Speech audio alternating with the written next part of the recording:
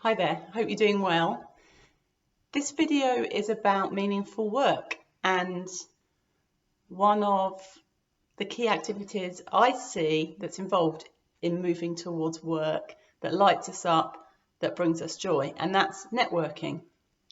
So meeting new people, nurturing existing relationships we might already have as we move towards what meaningful work is to us.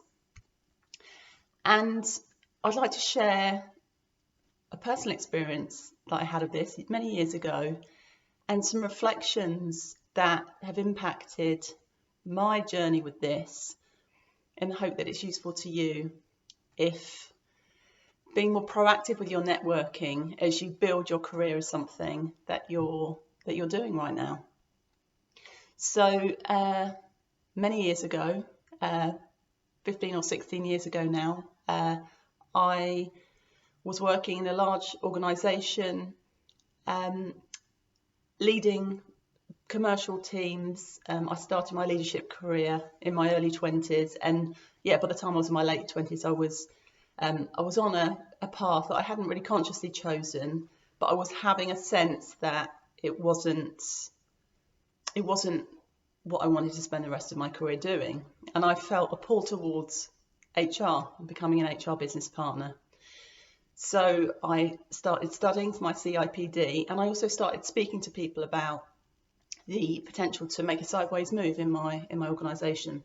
And I was introduced to a consultant who was working for the company at the time, and she was basically in charge of recruiting senior HR business partners, and because there was a shortage at the time, there was a shortage of good people.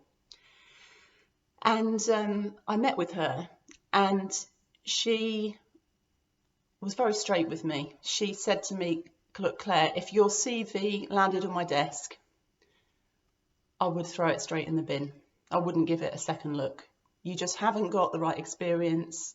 We're looking for seasoned HR professionals, and if you're serious about having a career in HR, you're probably going to have to go down 2 grades to get the operational experience before you can even think about moving into a role at the same level you are at now." So I listened to what she had to say, and I was very upset by what she said. I got home, I remember speaking to my husband and saying, "I don't know why, I've spent all this money, I'm doing the qualification, I'm putting all this work, I really want this, but I just don't think it's going to happen." We couldn't at the time afford for me to take a massive drop in pay, and it was just really, really discouraging. And the way she delivered it didn't feel particularly compassionate. It didn't feel good. It's a meeting I don't remember with much fondness. And it didn't stop me. So I did carry on. And about 18 months later, when I was on maternity leave with my daughter, I had the opportunity to apply for an HR role, and I did get it, and that's the role I went back and did.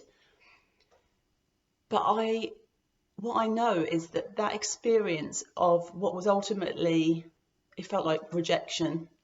I was really kind of putting my heart out there and telling somebody I didn't know, "Look, this is what I'd love to do, and what advice can you offer me? Where would you point me?" And it was just met with this really harsh, denial. It was very difficult for me at the time to ground myself after that. And I did kind of go within myself, and I avoided really speaking to anybody I didn't know and trust about my plans. I focused more on speaking to people that I did know. But I think that limited me. It did. And I'm highlighting this because when we have experiences like this, where I think what I did was I was really attached to the outcome. What I wanted her to say was, "Oh, wow, yes, let's find a pathway for you into this. I can help you." And it just wasn't there. That wasn't something she was willing or able to offer me.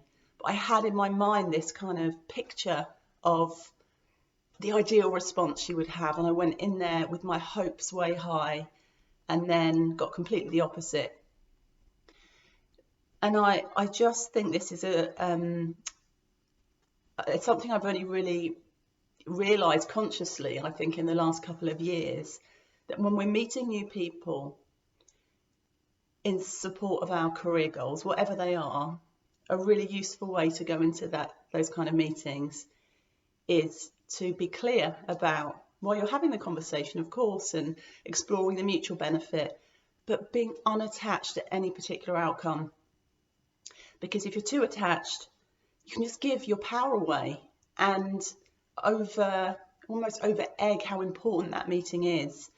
And when it doesn't go well, sometimes it might not feel good. If you've given all your power away and really placed it in their hands, it's going to hurt a lot more. And then you may be more reluctant to make appointments with other people that might be able to help you, because you're kind of protecting yourself. And that's certainly the route I went down. And yeah, in more recent years, I've found a different way of seeing it, but I think it can be really useful to understand almost perhaps your own networking story. What are the situations where you have felt let down or disappointed, or where you might have attached yourself to an outcome? And yeah, notice how that might be affecting how you approach it now. I hope that's useful. I'm running a pop-up workshop on this on the 12th of November, where I'm going to go into both the kind of inner game of networking and practical strategies you can apply as you create your joyful career. You'd be really welcome to join. All the details are on the events page of my website. And I'm wishing you a great day. Take care for now. Bye.